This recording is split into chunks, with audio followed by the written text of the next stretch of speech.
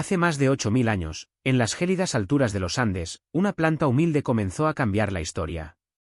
Los incas no solo sobrevivieron en este entorno hostil, domesticaron un tubérculo que se convertiría en el motor de un imperio.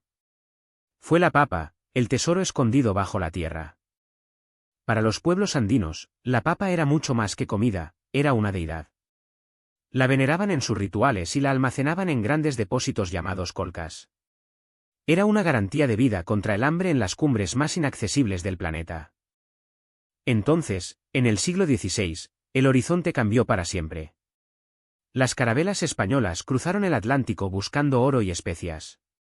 En lugar de eso, encontraron un extraño fruto que crecía bajo el lodo y que, para ellos, carecía de cualquier valor comercial. Los conquistadores observaban con extrañeza cómo los nativos extraían estos tubérculos de la tierra. Para un europeo acostumbrado al trigo y al pan, aquello parecía una comida de segunda categoría. Fue el primer gran choque cultural entre dos mundos que apenas comenzaban a entenderse. La papa fue tratada inicialmente como una simple curiosidad botánica. Algunos expedicionarios la probaron por pura necesidad durante sus largos viajes por la cordillera. Sin embargo, en sus informes a la corona española, apenas le dedicaron unas breves y despectivas líneas. España buscaba metales preciosos, no raíces. La papa fue ignorada, vista apenas como una curiosidad exótica que viajaba en los barcos como lastre. Nadie imaginaba que, en ese saco de tierra, viajaba el arma más poderosa para combatir la futura hambruna europea. Cuando la papa llegó al viejo continente, no fue recibida con los brazos abiertos. Para los europeos del siglo XVI, este extraño tubérculo era algo totalmente desconocido. Lejos de verse como un banquete, se le miraba con absoluta desconfianza y temor. La Iglesia y la superstición jugaron un papel crucial en este rechazo inicial. Como la Biblia no mencionaba a la papa, muchos creyeron que era un alimento demoníaco. Se decía que consumir este tubérculo podía provocar enfermedades como la lepra. La apariencia de la planta tampoco ayudaba a ganar seguidores. Sus flores eran hermosas, así que las élites la usaron únicamente como adorno en sus jardines. Era un objeto de lujo para lucir, no para poner sobre la mesa. Para el resto de la población, la papa tenía un destino mucho menos prestigioso. Se consideraba comida de segunda categoría, apta únicamente para alimentar al ganado. Durante décadas, los cerdos fueron los únicos que disfrutaron de este manjar. Incluso los campesinos más hambrientos se negaban a probarla. Preferían sufrir los estragos de las malas cosechas de granos antes que comer algo que crecía bajo la tierra. El prejuicio cultural era, en ese momento, más fuerte que el hambre. Sin embargo, los médicos de la época empezaron a notar algo extraño. Algunos campesinos que consumían papa por necesidad parecían más robustos que aquellos que no lo hacían. Lentamente, la percepción del tubérculo comenzó a cambiar, pasando de amenaza a posible medicina. La idea de la papa como remedio fue el puente necesario para su aceptación definitiva. Aunque aún no sabían nada sobre vitaminas o nutrientes, la gente empezó a verla como un tónico vital. Europa estaba a punto de descubrir que su verdadera salvación crecía bajo sus pies. Europa vivía atrapada en un ciclo de hambre constante debido a las cosechas fallidas de cereales. Pero, de repente, un humilde tubérculo andino llegó para romper las reglas del juego. La papa no solo sobrevivía al frío, sino que prosperaba bajo tierra, lejos de las inclemencias del clima europeo. A diferencia del trigo, que exigía grandes extensiones y cuidados delicados, la papa era una máquina de producir calorías. En el mismo metro cuadrado donde un campesino apenas obtenía un puñado de grano, la papa multiplicaba el rendimiento por 3. Era, literalmente, una mina de energía enterrada en el lodo. Esta eficiencia cambió la demografía del continente de la noche a la mañana. Con más comida disponible, las familias empezaron a crecer y la mortalidad infantil comenzó a retroceder. Por primera vez, el campesino europeo tenía la certeza de que sus hijos podrían sobrevivir al invierno. El impacto fue tan profundo que los historiadores lo llaman el efecto papa. Al estabilizar el suministro de alimentos, este cultivo liberó a millones de personas del yugo de la supervivencia extrema. Europa dejó de ser una tierra de hambrunas cíclicas para convertirse en una potencia demográfica imparable. Pero el verdadero cambio ocurrió cuando el excedente de población migró hacia las ciudades en expansión. La papa alimentaba a los nuevos obreros industriales de forma barata y constante. Sin este combustible biológico, la revolución industrial habría muerto de hambre antes de empezar. Imagina una dieta simple. Papas hervidas y un poco de leche eran suficientes para mantener a un trabajador fuerte todo el día. Este alimento barato permitió que el salario se destinara a otras necesidades, acelerando la economía. La papa no era solo comida, era el motor oculto del progreso europeo.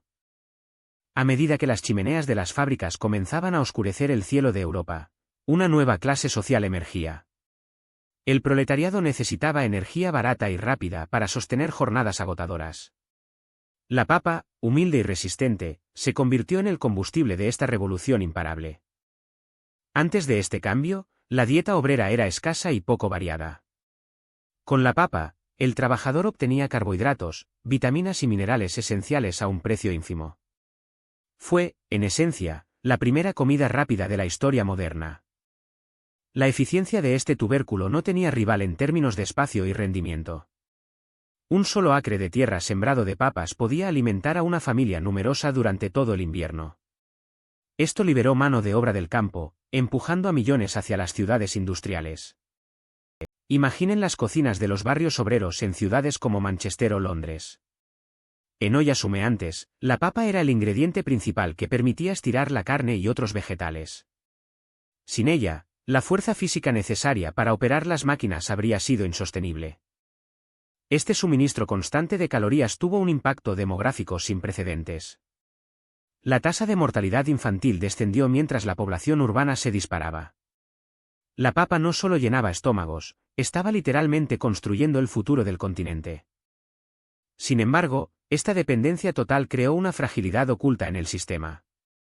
Al basar la alimentación de toda una clase trabajadora en un solo cultivo, Europa caminaba sobre una cuerda floja.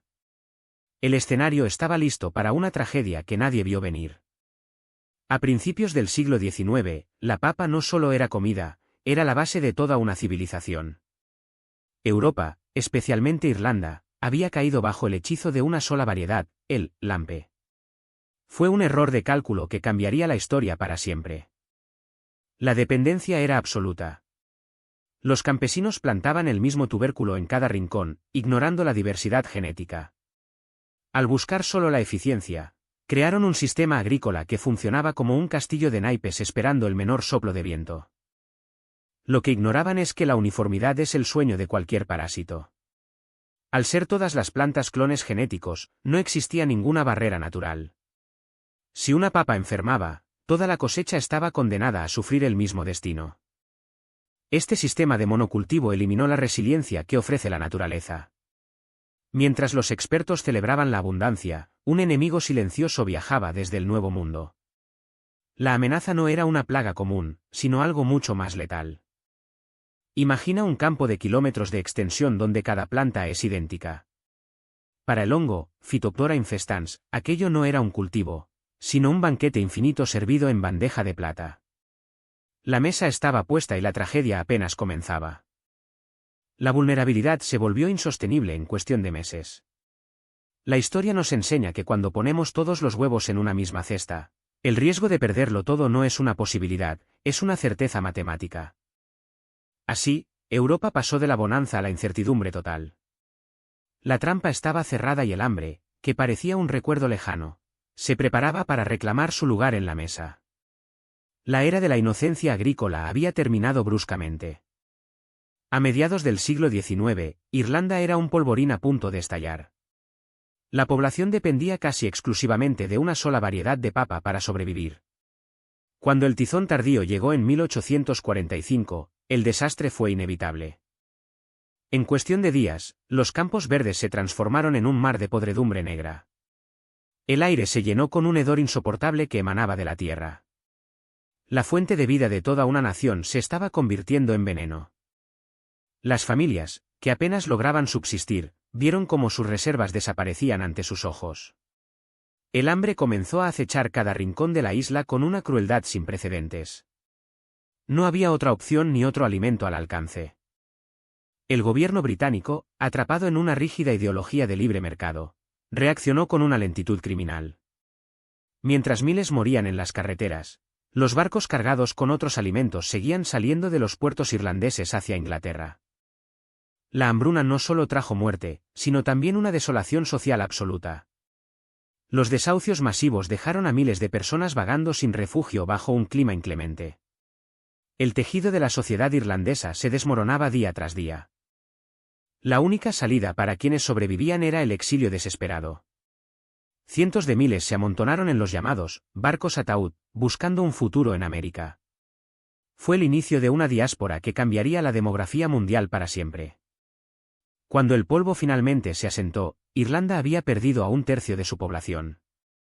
La gran hambruna no fue un accidente natural, sino una tragedia provocada por la negligencia y la dependencia extrema.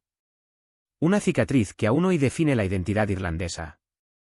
La historia de la papa es, en esencia, la historia de nuestra propia supervivencia.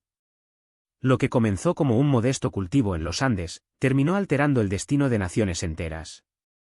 Sin este tubérculo, el mapa geopolítico que hoy conocemos sería irreconocible. Al alimentar a las crecientes poblaciones europeas, la papa permitió el auge de la revolución industrial. Millones de personas dejaron los campos para trabajar en ciudades, sostenidas por este alimento barato y nutritivo. Fue el combustible invisible que impulsó el progreso moderno. Pero su impacto no se detuvo en el pasado.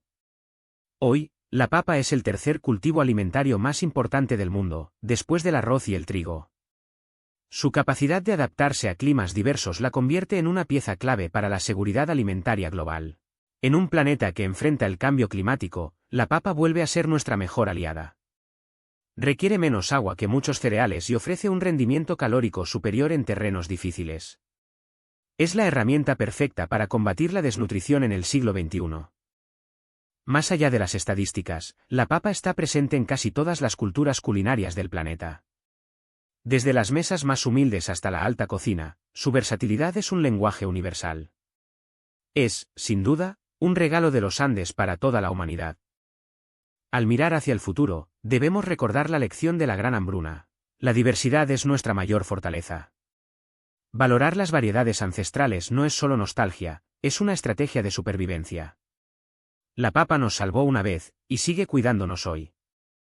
La próxima vez que disfrutes de un plato de papas, recuerda que sostienes un pedazo de historia. Un humilde tubérculo que cambió el curso de la humanidad, desde los valles andinos hasta tu mesa. Gracias por acompañarnos en este viaje por la historia de la papa.